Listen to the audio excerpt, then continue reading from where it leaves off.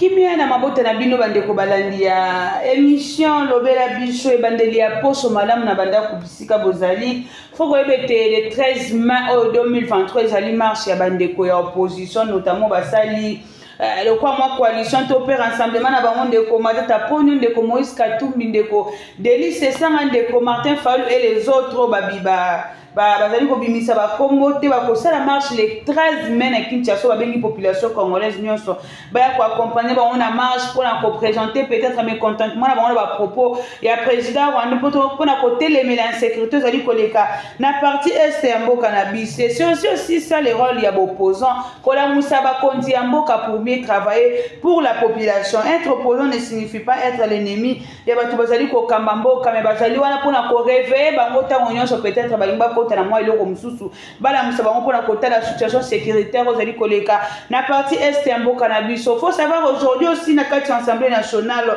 bazali ko examiner loi sur la loi au état code de la famille de bazali ko examiner le na kati assemblée nationale ozali lelo moko na lundi plénière ozali pona ko examiner loi sur code de la famille. Je suis très honoré de recevoir pouvoir l'inviter. Il n'est pas quelqu'un présenté pour la émission lobela biso, c'est un habitué de ces fils maison de Robin de Alphonse Lomassa, cadre de la FDC Adendeko. Il est aussi le fondateur de la fondation Lomassa. Il a montré son état d'actualité politique et en cannabis, notamment parler concernant les élections.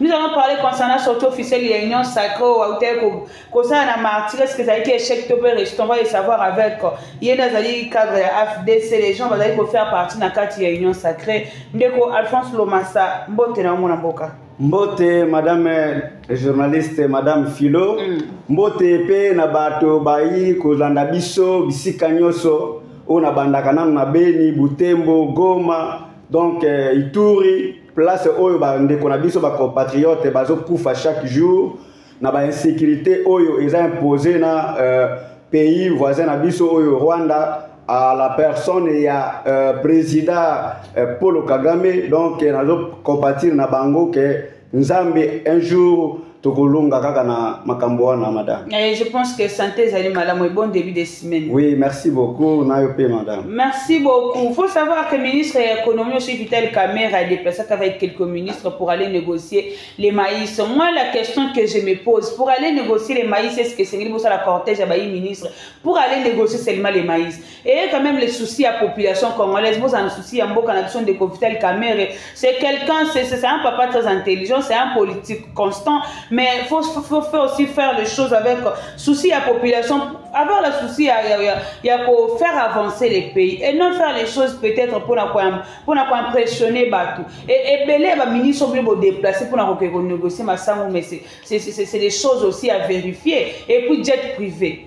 Donc, il faut que vous ayez un souci, il faut avancer, mais nous devons dépenser, pour dépenser. Alors, ce n'est pas bien. En tout cas, c'est moi qui l'ai dit, il ne faut pas amener d'autres choses. On est là pour faire notre travail. Quand ça ne va pas, on doit analyser. On est peut-être qu'on a la contre Moutouté, parce qu'on apprécie nous tous l'effort du gouvernement congolais. Et ça dit que ça pour ça dans l'hôtel social, la population est bon. Donc, Alphonse Lomassa, nous commençons directement avec sortie officielle. Il y a une union sacrée.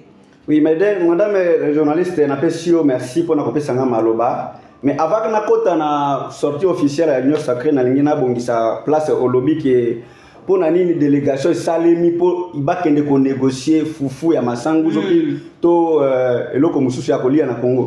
Au moins makambo nyonso na gestion madame, bon bien sûr tozana ba tous en libre volonté à analyser yango. Mais ce que moni, imaginez un premier ministre qui signe une autorisation à la délégation babima, c'est qu'il y avait beaucoup de planification parce que là qui donc à la tête tout le monde ministre de l'économie et puis ministre de l'agriculture tout ça et ça problème oyo etali makambo ya gestion quotidien ya nini ya primature.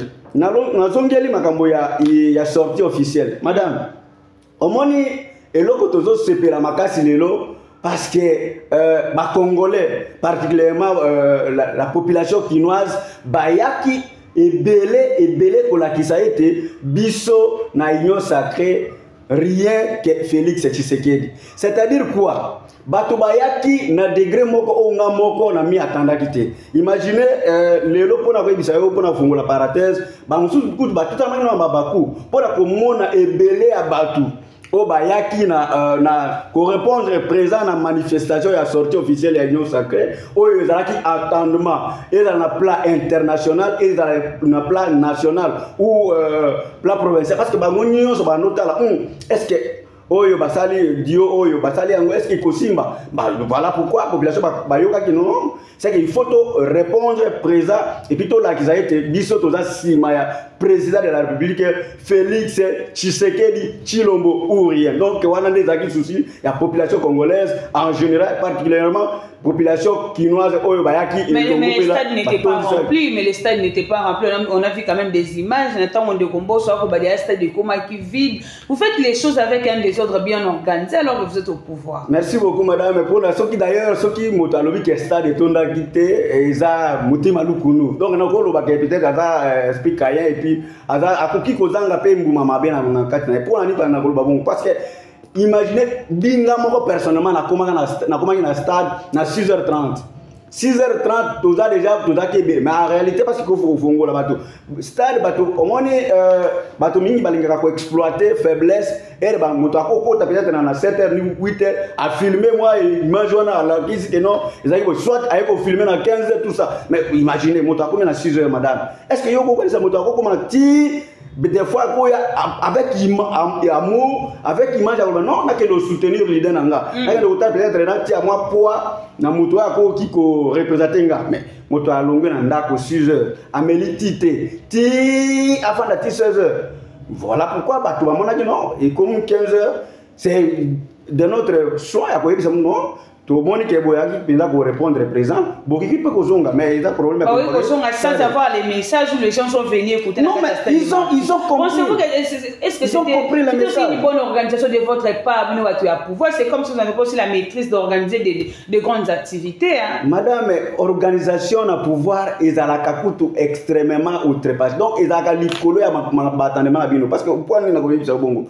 Pour au monde, Bino, Bobano, c'est la que. Bon balancer ba image botala ke Union Sacrée et longa quitté na ko zo kutu image nanga moko ya parti nanga FDC to so na tali déploiement oyo Guy Richard Malonga on a opesa imbote kutu apasa a sala ki mobilisation accompagné na ba directoire national nyonso au travers autorité morale na biso baati lukwebo non madame msoki motazo di maté c'est que vraiment aza na esprit mususu na kati na e tozalaki elongo to yaki accompagner puis bato bayokaki message ezaki simple kobanda na président Vital Kamerhe, Jean-Pierre Bemba et puis na autorité morale nanga apesaka discours na ye bato bayokaki yango puis ba répondaki président et puis bayokaki nini tozalaki na souci pour na mboka na biso parce que rien que le Congo ce qui est le Congo. Voilà pourquoi il y a bon côté de l'histoire. Bon côté de l'histoire. Bon côté de l'histoire, c'est comme si les hommes changent, mais les institutions restent les mêmes. On a vu ça, on a assisté à de telles choses avec Joseph Kabila, avec Marambouya, FCC. Les autres hommes, on a fait c'est comme si les mêmes animateurs FCC, ce sont ceux qui sont venus dans il y a Union Sacrée, rien n'a changé dans Mboka Nabiso. Madame, on peut faire un exemple simple. Parce que lobby que si je cite que la bateau à la chambre, mais ils ont les mêmes bateaux locataires. Oui, parce que au faut changer awa. Au lobby que non, on a peut-être comme mouké, n'a changé. Est-ce que les mêmes habitudes de Kokuta Kona? Bien sûr que bateau changé, mais il y a une bonne gestion qui se transforme. Les lots n'ont pas une bonne gestion se transforme. N'a pas bien gérer les pays avant c'est un autre. N'a pas ningisa madame. Les lots yo bateau banga. Kobanda nomination ya Jean-Pierre Bemba na défense nationale. Au monde que ils ont d'abord la première réussite. Il y a mis parler ba moni donc expérimenté il y a expérience ils ont innové il y a monsieur Vital Kamerhe au travers du ministère de l'économie. D'ailleurs na koyebi sope le susu. Son kotala le susu.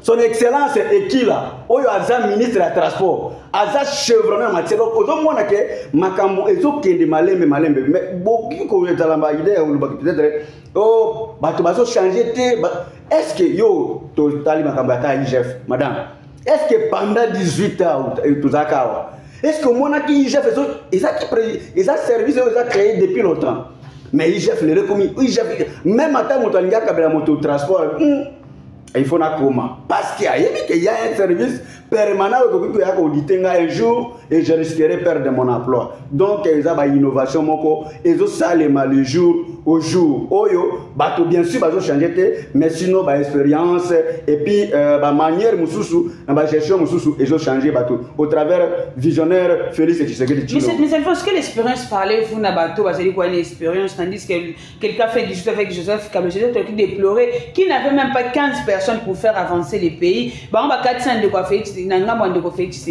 vous ne voyez pas que c'est comme si l'Union sacrée comme église il y a pour laver les pécheurs venir se rendre censé de l'église qui est l'Union sacrée hein madame makambo nazo kamwa ezanini eza parce que bato bazo comprendre te Union sacrée oyo omoni na ba plateforme électorale okoki kolonga na ba élection te ça que ozala na ba plateforme électorale ça c'est de un il faut d'abord qu'on sache ça donc au monde que si toi sali plateforme électorale et que moto aza président ya parti moko songolo pakala est-ce que kotika el banda non il faut obengaye mais ye aza sous conduite na yo koloba que peut-être ngana nommé moto ministre lelo ou soit moto apesi toutes les idées au bakopé sanga ce sont des propositions. Ce ne sont pas eux qui vont décider, mais c'est nous qui allons décider. Pourquoi? Parce que nous sommes les derniers garants. Donc la dernière vision, la dernière candidat et vous t'attendez par la présidence de la République et puis primature au travers du gouvernement. Donc on va peut-être ceux qui vont nommer Moutoutel et Lelo, ou après ça peut-être sort Moko Yamabete, plutôt Yamabé. Na tango ya président ex-président Joseph Kabila Kabange. Oyo alobaki azana 15 personnes mais madame ce qui moto azo constater que azaki na 15 personnes te ya coupé ça ennemi c'est qu'ils ont une mauvaise gestion c'est-à-dire il n'avait pas un contrôle sur les hommes ou les institutions je peux dire ainsi parce que imaginez au pesinga responsabilité lelo que non na affaire foncière ce qui problème ya urbanisation ezali mabe et ça problème nanga ministre ya plan ou urbanisme parce que nazo ça la contrôle te batongi peut-être ba niveau likola ba venir batongi bandako tout ça et ça des problèmes à contrôle. Joseph Kabila est le maître et le seul oyo qui a assumer mandat parce que c'est lui-même qui nommait d'ailleurs le premier ministre, qui nommait le ministre et ou encore le mandataire. Donc il est qu'à assumer ce qu'il a fait, mais ce n'est pas qu'il n'a pas fait quelque chose. Il faut d'abord applaudir ça. Imaginez madame, au moment où mokilioyo, moto qui kozala saint azate. Moto nyonso azana mabe nae, azape na malamu nae. Lelo nga na wi kolonga na plateau, na lobi ya Kabila mabe, mais non. Kabila nous a laissé les élections créer, ba élection au bozo loba lelo. Soki Kabila alingaka kotika ngote, peut-être ngato kinina bitumba.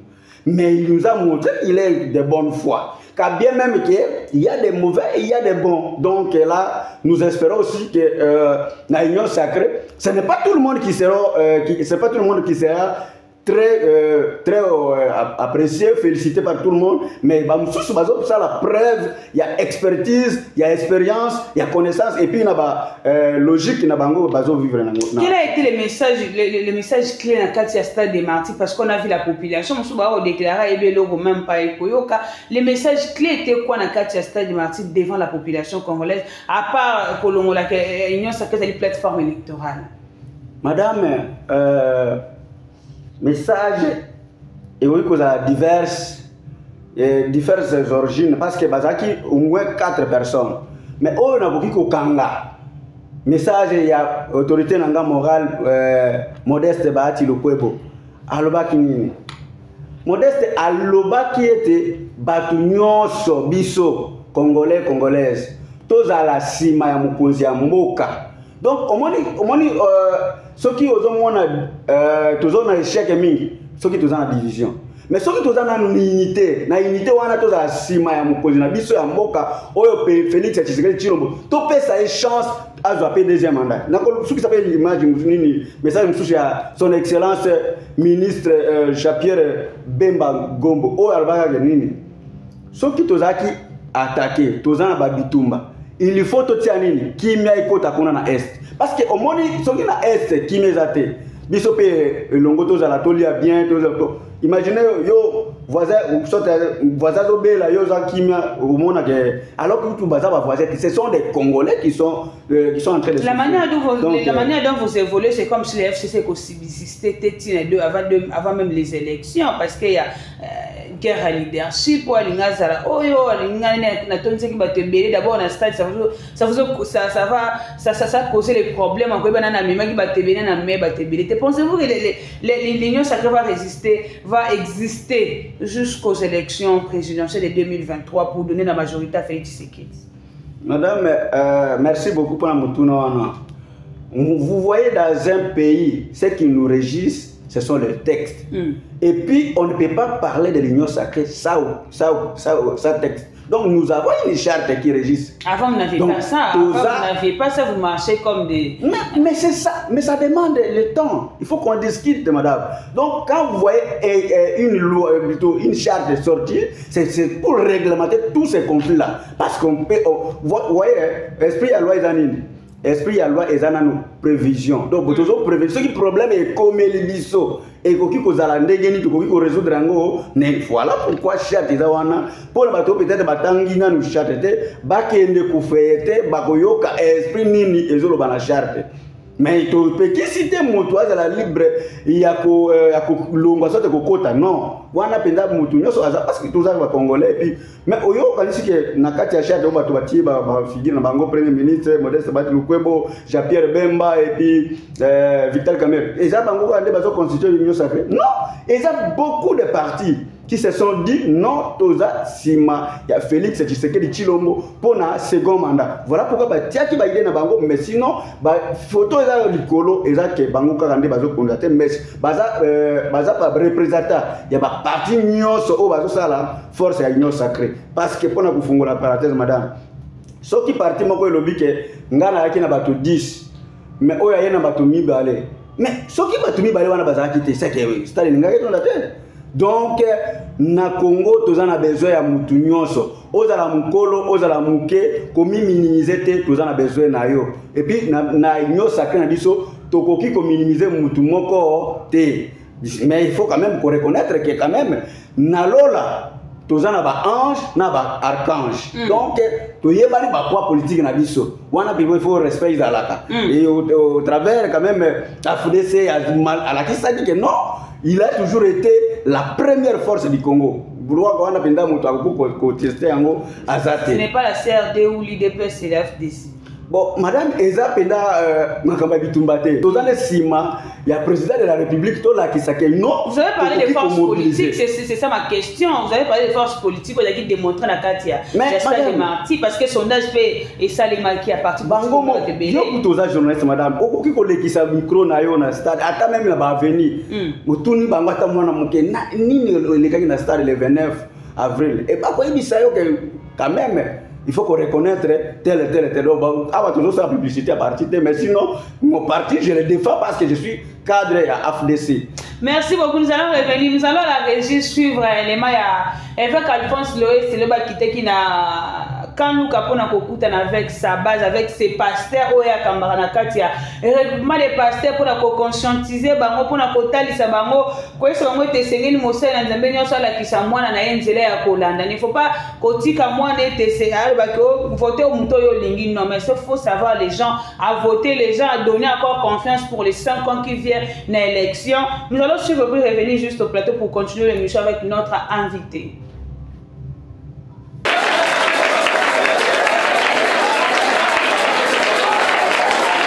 Kasi ezaka mpe kozwama na biso moko ntango toyebi ke tofrontaki évêque Alphonse banome ya abimi te biso mpe tovandi mboka oyo vraiment mboka oyo nzambe akofuta bino akofuta bango mokolo nini tokotya makelele oyo nano bamona te ntango tobimaka na bapastere tokeye na palais de la nation kodepose memo ozalaka na ngai no kasongo abanga te olali papa nga na buti na confinement na wuti ta balibi bima na bimi na bango plus de 800 pasteurs ngai liboso kasongo bayebisi me awa fuya ekoti na ville aye mbang ayebisi nga okeye kwapi bayede na soir bozonga bebi ngai na kozonga boye te na okende boye nalobi na bozonga bebi te boye nde tozokende bango oyo lokuta na resista ya face sala oyo kosala soko babetika fimbo bakoko babetama fimbo ya mundele esila te wamena biso eza kobanga munduki ebimi munduki basalelaka batu te bakende kobama M23 biso te tokoreklame ya biso droit bapolisi bomonaka basokoto tiawa lokuta soki M23 bimeli bango ata mibale kuyu bakochange bilamba basokoto basundoli mbangu me soki bamoni kaka mwasi na mobali na balabala sheri bonsoir kanga bango kende landa M23 tika bana ya bato mabana mosu ebandaka na loyenge bongo besanga amene te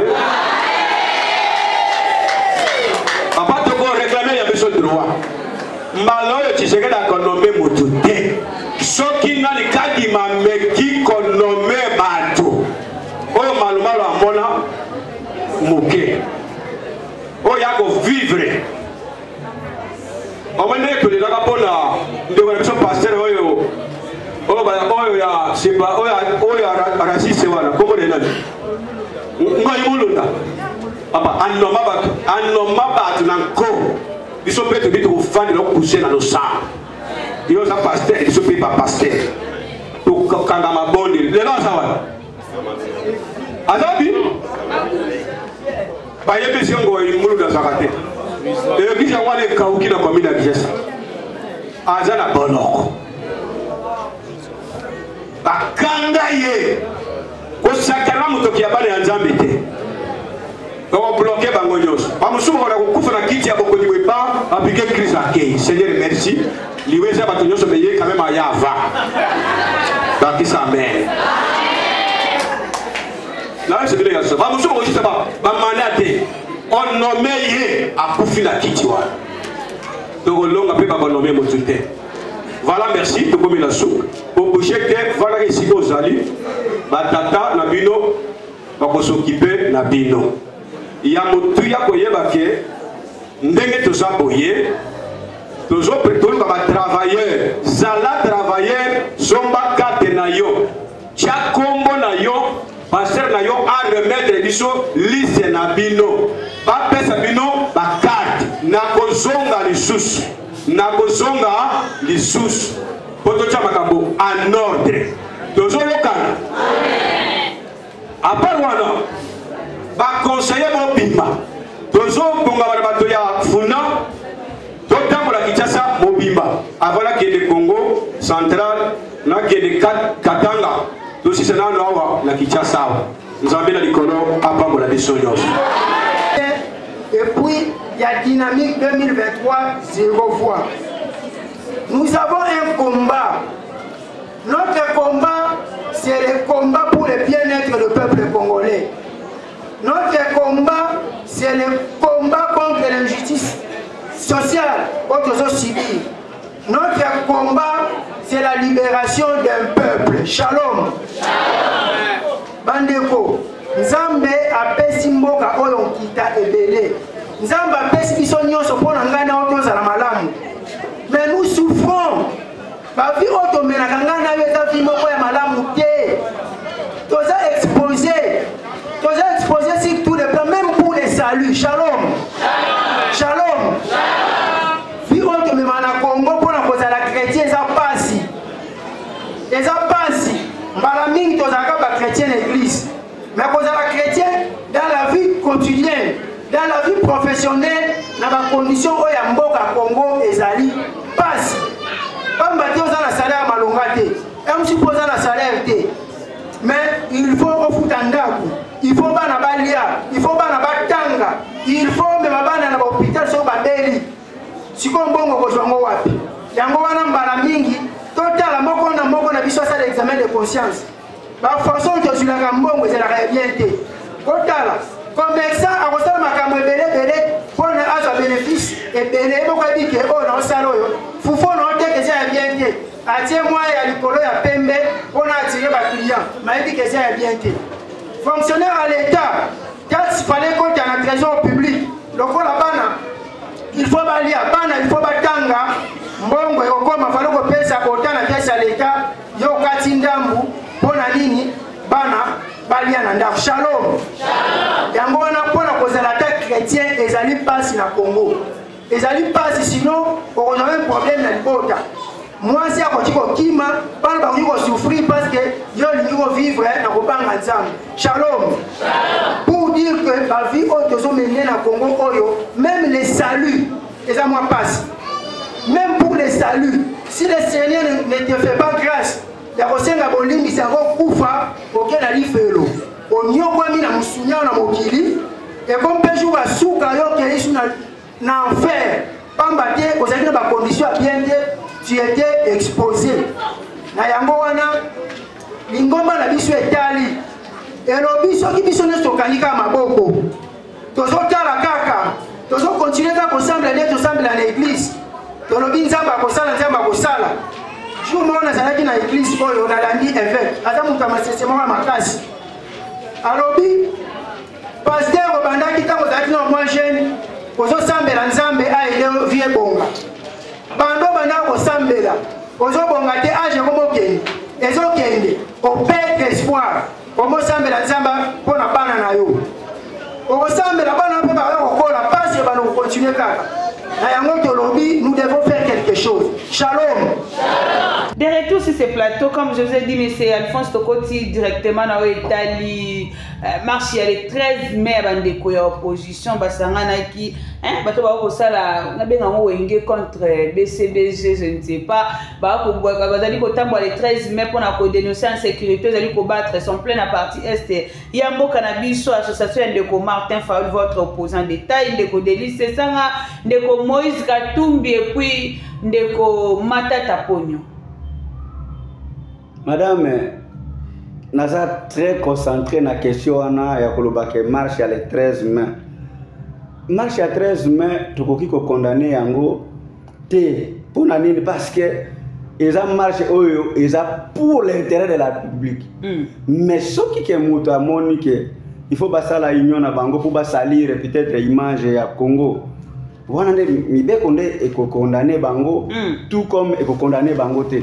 Mais omoni madame soki que moto alingi a boycotté problème ya sécurité à est même à ta place au fandi oyebi ke ba journaliste mususu bazaka très curieux moto akomona trouve asiliki parce que mais ba bomaki ba congolais pour nebele yango nde ye moko pe lisusu ami décida que lelo moto akoleka awate mais simple faire ulunga soki wapi kubo ya kusaka mais Congo eza monene madame ba ko saka pe ata na Goma d'ailleurs quand il a fallait te ba ponango parce que lande chaque jour ba bitumba ezali kokufa ezali mais pourquoi venir faire à Kinshasa c'est que ba yeba que peut-être awande ba koki kozala ba tu vas accompagner bango lokola bato ya kuna ya changu ba tout ça mais ce n'est pas ça qui va nous apporter la solution ezande tous à la unité topé ça coup de main na armée na parce que les autres ko ça la marche marche esprit armée ça faible est-ce que tu kolonga non ce n'est pas tout le monde qui viendra to bunda na nguna eza groupe approprié au babengi FARDC donc au balobake nini libende ekweyate c'est-à-dire emblème bendele ekweyate je peux dire bendele ekweyate parce que nous avons des problèmes à ça congolais donc toki kozala peut-être qu'on a un problème ya motivation ya ba militaire non tout ça la cotisation qui est à Congo total gouvernement a sali par naé biso to sali par na biso qu'est-ce que nous pouvons faire pour que nous soyons forts militairement c'est ça, ce sont les idées que nous pouvons donner que au lieu tout ça la distraction ba marche oyo peut-être bino ko sangana stade des acquis distraction te ba mona marche comme nalingi na fongola ko voulez pas que ça la maka ko boy ba démontrer bino que ba ba na population na kana ba nalingi siko na loba omoni bango ba kuya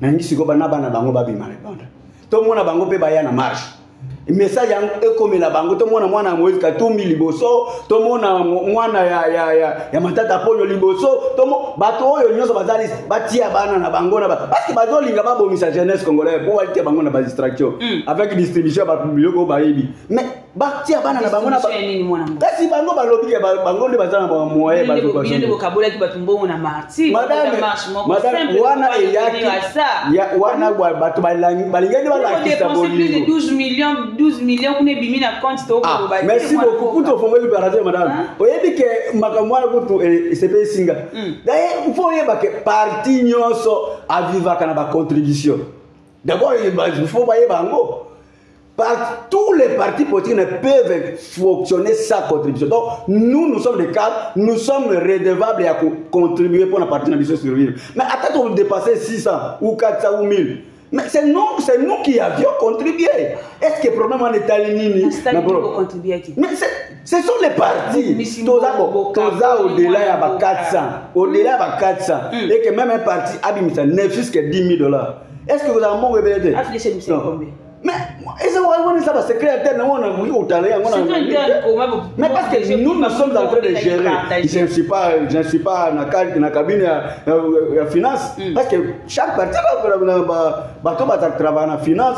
On a coûté les amants parce que tu es que ma partie nous va faire une contribution donc et puis on va partir belé par exemple ministre nous a couper sa contribution au-delà à Zozo. Donc on a coûté les par terme. Pour un problème il y a marché les 13 tu applaudir bango mais condition première condition de pesi bango balé sambana na bango ya liboso oya simate ya liboso to mona basi na bango po totala bango bien po soki réellement bazana posta penda ke bazo telemina makambo ya est mais manchi na bango pe baza ba congolais baza ba congolais baya bana bango pe baza ba congolais baya to mona bango na marche ba konta na kati parce que ozwa ba jeunesse pour utiliser bango pour ko faire soki mwana na stade moto akufite mais okoyo kalobi oublié passer la match comme casser mituka pour la parce que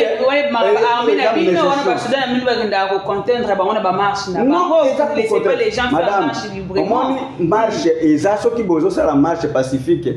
J'ai toujours dit il faut vraiment un patriote et puis civiliste. Ce qu'on a tellement civilisé, c'est impossible peut-être pour casser les utilité publique, ils casser au bouquet pour intérêt peut-être à partir de non. Ce qui est ça la marche, ça la marche na lolengi oyo mibeko et puis ça. Mais ce qui va balongwe à la contre, ils vont raconter la justice et les corps où ils vont maintenir paix et sécurité dans la province de Kinshasa. Au travers d'ailleurs ministre provincial, ministre de l'Intérieur, tout, ils vont suivre. Mais ce qui est alingi peut-être handicapé, ça c'est contre la loi et puis ils vont raconter la puissance de la loi. Contre la loi, mon amboka, toujours si je t'ai élection pour citer dans l'émission.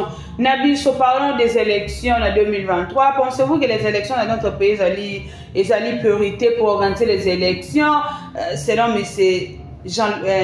Alphonse Lomassa? Oui, merci beaucoup parce que on a aujourd'hui tout nangande avinanga. Ouais. Ça c'est mon humble avis et puis ça m'engage que moi. Ce n'est pas ni mon parti, ni moi Moutumususu, mais Ezanga Moko. Mes ambitions, mes idées, mes propositions, mes avis sont les suivants. Par élection, et qui cause la priorité ou encore et qui cause la priorité. De 1, élection est la priorité pour Nina Lobby. Parce que ce ne sont pas nous qui organisons les élections. Ce sont les textes et règlements ya Congo Nabiso. Par exemple, Constitution de la République, Obapé Saka, mandat à 5 ans renouvelable. Wana est d'abord clair. Ce ne sont pas nous qui réclamons. Parce que ceux qui ont dit que les autres ont tous en élection te bakobandoko quand ça tous en mbongo te tous banga pouvoir tous banga opposition non tous linga to ken na mapona mi bato bazana ba distraction que tous en élection te élection ekozala et puis tous assurer que élection ezali pour le problème à kozongi la priorité mais ce sont les Congolais qui vont décider. Les Congolais, c'est lesquels? Ce sont les députés. Ce sont eux qui nous représentent. Bangonde Bakoloba, mais son excellence. Parce que Bazar a unité. Bazar représenté Congo Mobile. Bon, tout le monde a que l'élection est organisée à telle date. Est-ce qu'il n'y a pas possibilité? Il y a peut-être ce ne sont pas nous qui devons demander ça. C'est impossible. Et ils vont faire une proposition de loi. Unanimité à vote.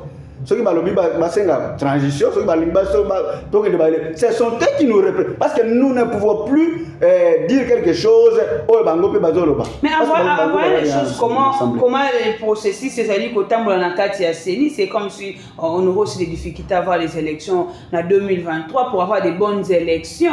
Parce qu'on a fait déjà 6 mois à retard, il y a organisation, il y a élection avant même qu'il y ait un enrôlement. Madame, au moins ceux qui ont la volonté, même si ça lui reste 2 jours, Jésus avant qu'il ne meure à l'Obaganine. Parce qu'il y a des secondes, mais à l'Obaga, papa, Yambangaï.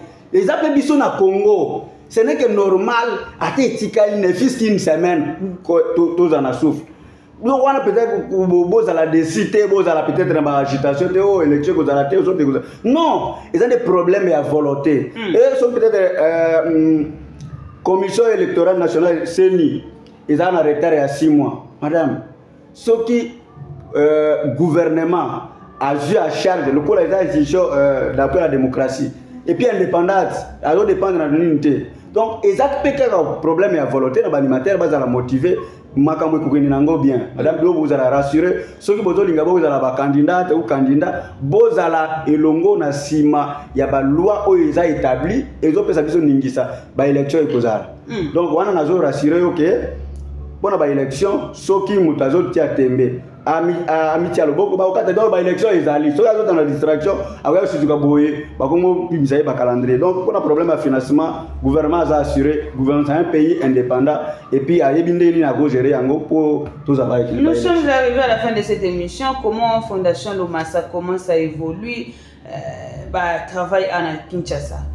Bon Fondation Lomassa ngai personnellement nazo féliciter mon coordonnateur Oyo Aza provincial Azan Lelo Siko na Oloba Azana Manyema Lobe Asalaki descente na Kibombo Oyo Basalaki mama na Mubange ya sensibilisation pour faire voir na population ya Kibombo balobi non toza na fondation moko Oyo ebengami na kombo ya Fondation Lomassa Oyo ezo sale ke bato bazala ezo premier makambo mingi ya développement. Parce que le développement est au pour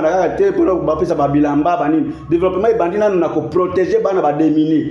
Moi naza 5 ans veuve azangata abril bakangi illégalement mais fondation ezo banda sikoyo ko so bango à charge ko landela bango ba survie tout ça ils ont coordonnateur le combo Jonathan et puis mon assistant principal Oyo azo représenté contre la Fondation Lomassa Oyo Trésor Olowa nazo pesa bango penda longunya makasi donc na musala bazo sala na Marcel Oyo donc bango nyoso baza vraiment elongo pour permettre que Fondation Lomassa ezala na pleur Fondation Lomassa ezo prôner pour na ba bonne valeur Fondation Lomassa ezo ya pour na vraiment ko tala vraiment Oyo baza ba démini Oyo baza na dernière catégorie Oyo baza délaissé mutasali presque 6 mois na hôpital azam ma famille était abandonné parce que azana mutakolobelaye azate donc wana nde nazopesa kutu longunya na bato oyo ba seline nyoso longunya makasi pe na kosukisa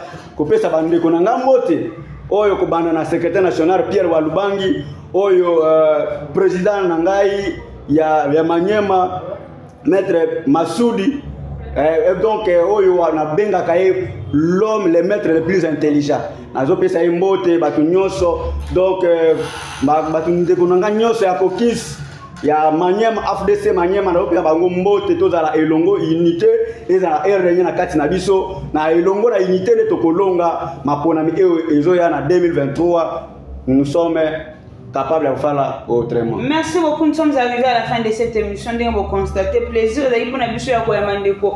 Alphonse Loma, sa cadre de la FDC a parti sur la Mboka.